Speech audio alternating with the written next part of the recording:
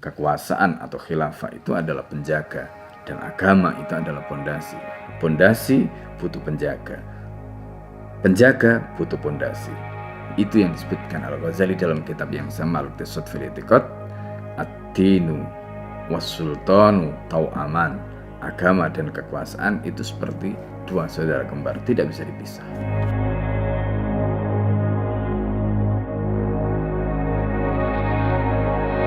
Assalamualaikum warahmatullahi wabarakatuh. Alhamdulillah, wassalatu ala rasulillah wa ala alihi wa ashabihi wa mawalah.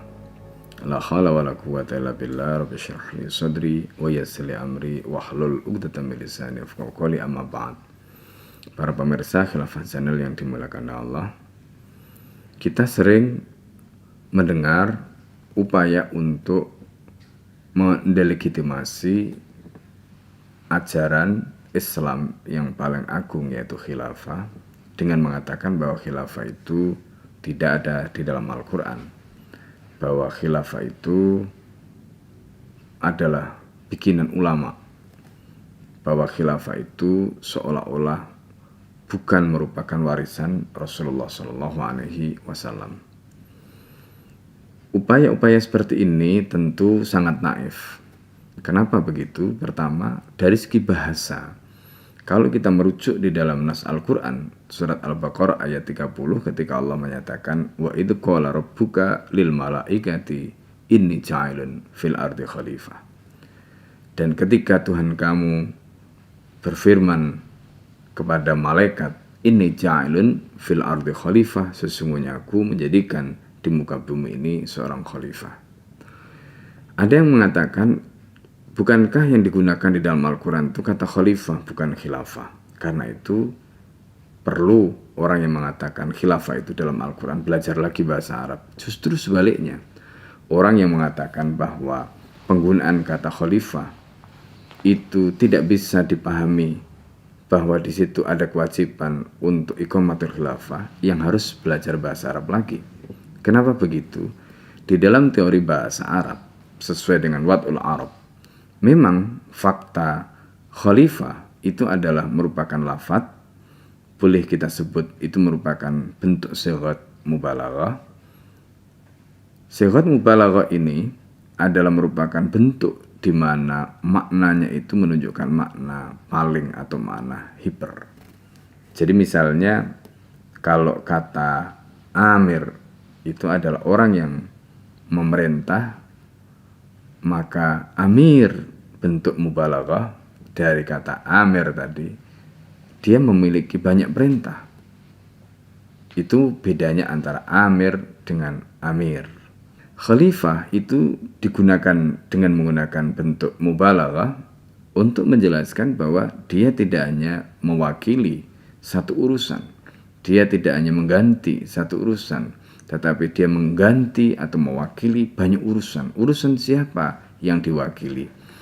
Dalam hal ini, pertama, dia mewakili Allah Subhanahu wa Ta'ala dalam posisi atau dalam konteks menjalankan hukumnya Allah di muka bumi. Dan itu bukan satu hukum yang dijalankan, tapi banyak hukum. Kemudian yang kedua, dia juga mewakili kaum muslimin untuk apa? Mengurus urusan mereka. Dengan apa mereka diurus? Dengan hukum-hukumnya Allah tadi. Maka mereka disebut khalifah. Nah, yang ketiga, mereka juga disebut khalifah karena menggantikan para khulafa sebelumnya. Sehingga Abu Bakar disebut khalifah Rasulullah karena menggantikan Rasul. Abu Bakar menggantikan Rasul dalam banyak urusan, kecuali urusan nubuwah dan urusan risalah. Karena memang kata Nabi, wa innahu la nabiyya min ba'di, tidak ada nabi setelah aku. Artinya Abu Bakar menggantikan Rasulullah dalam mengurus urusan umat. Dan urusan umat yang ditinggalkan Nabi banyak sekali. Karena itulah maka kemudian Abu Bakar disebut khalifah. Nah, pertanyaannya kemudian ketika Allah menggunakan kata inni ja'ilun fil ardi khalifah, apakah kata khalifah ini hanya bermakna sighat mubalaghah saja, ataukah dia juga bisa menunjuk pada makna masdarnya, yaitu khilafah? Para ulama menjelaskan ketika khalifah merupakan bentuk sighat mubalaghah, di satu sisi ini bisa dikaitkan dengan isim fa'ilnya, di mana isim fa'il menurut para ulama itu merupakan bukan hanya isim fa'il, tetapi dia juga bisa mengindikasikan adanya masdar. Jadi ketika kita bicara tentang khalifah sebagai sigat mubalaghah, maka di sana juga menunjukkan makna masdarnya khilafah. Itu menurut para ulama ahli bahasa. Dengan demikian ketika kita bicara tentang ini ja'ilun far'adi khalifah, itu artinya berarti ada institusinya. Tidak mungkin ada jabatannya tanpa ada institusi. Begitu juga ketika Abu Bakar dinyatakan oleh para sahabat sebagai khalifah Rasulullah, maka otomatis Abu Bakar juga memiliki institusi di mana Abu Bakar disebut khalifahnya, maka institusinya itu disebut dengan khilafah. Dari situlah maka Rasulullah kemudian menyatakan alaikum bisunnati wa sunnatil khulafa'ir rasyidina al-mahdina min ba'di. Kalian pegang teguh sunnahku dan sunnah para khulafa al-mahdina min ba'di. Apa yang dimaksud dengan sunnah para khulafa al-mahdina min ba'di? Itu tidak lain adalah khilafah. Dari mana kita tahu maknanya itu adalah khilafah? Perhatikan betul-betul kalau kita lihat hadis Nabi. Pertama Rasulullah SAW menyatakan takunun nubuwah fikum masyaallah antakun summa yarfauha idza syaa yarfa'aha. Nanti akan ada kenabian dan dengan izin Allah kenabian itu akan tetap ada. Begitu juga Allah akan menghentikan atau mengakhiri kenabian ini jika Allah berkehendak untuk mengakhirinya. Summa takunu khilafah ala minhajin nubuwah.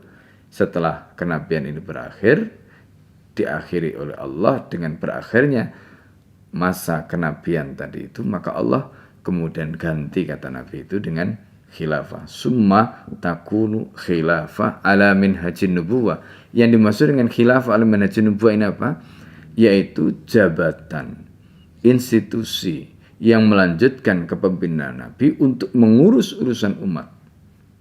Karena Rasulullah mengatakan kanat Bani Israel tasusumul anbiya. Dulu Bani Israel itu diurus para nabi. Kullama halaka nabiyun khalafu nabiyun. Wa innahu la nabiyya min ba'di. Artinya apa? Wa innahu la nabiyya min ba'di itu menunjukkan berarti meskipun di sini konteksnya tentang Bani Israel, tetapi bukan hanya Bani Israel. Umat Islam itu juga diurus oleh nabi.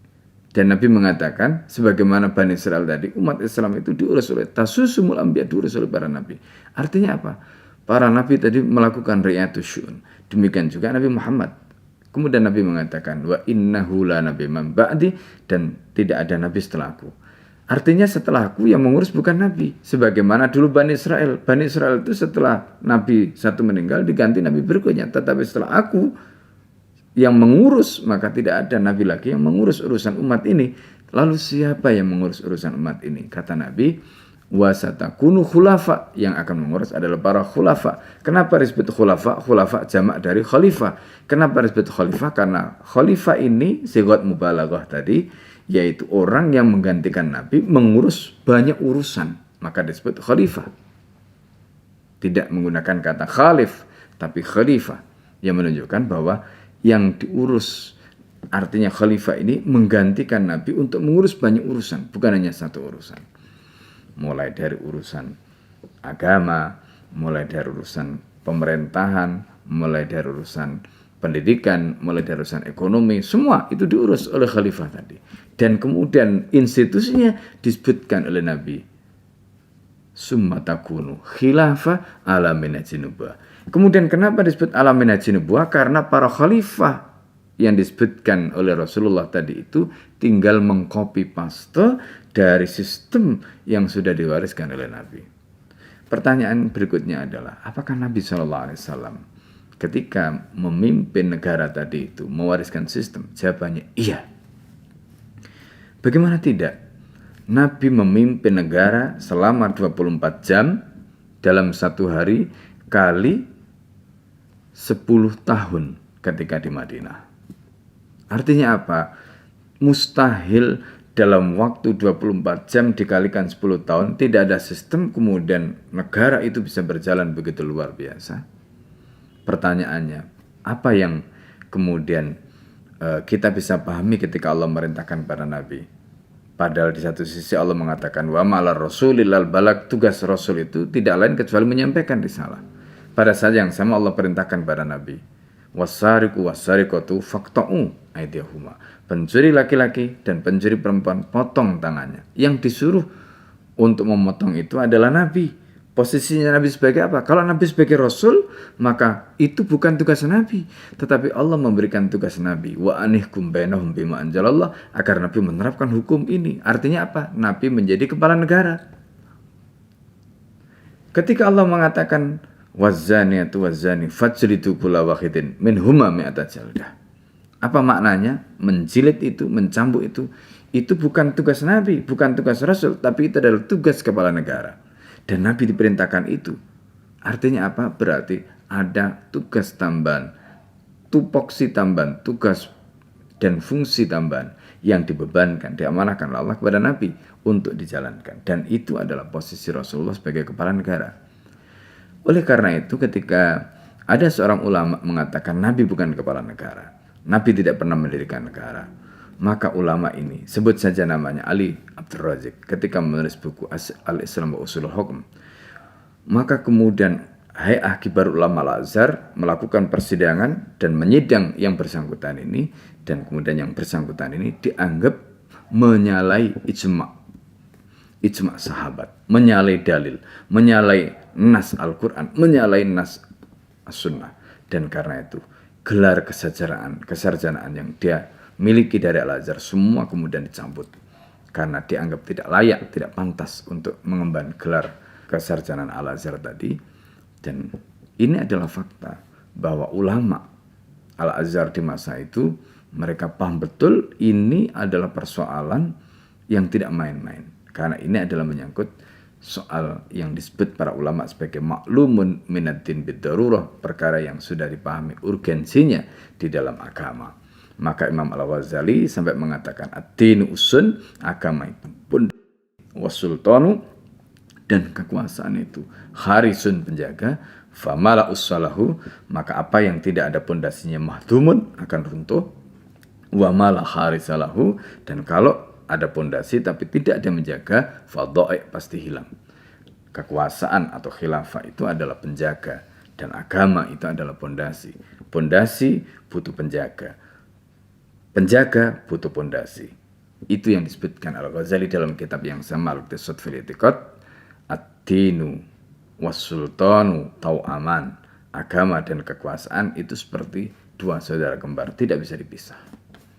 Oleh karena itu, menolak khilafah dengan mengatakan khilafah tidak ada dalam Al-Quran, khilafah tidak ada dalam As-Sunnah, khilafah itu buatan para ulama, maka ini menunjukkan kebodohan yang luar biasa. Hadanallahu wa iyyakum ajmain. Assalamualaikum warahmatullahi wabarakatuh.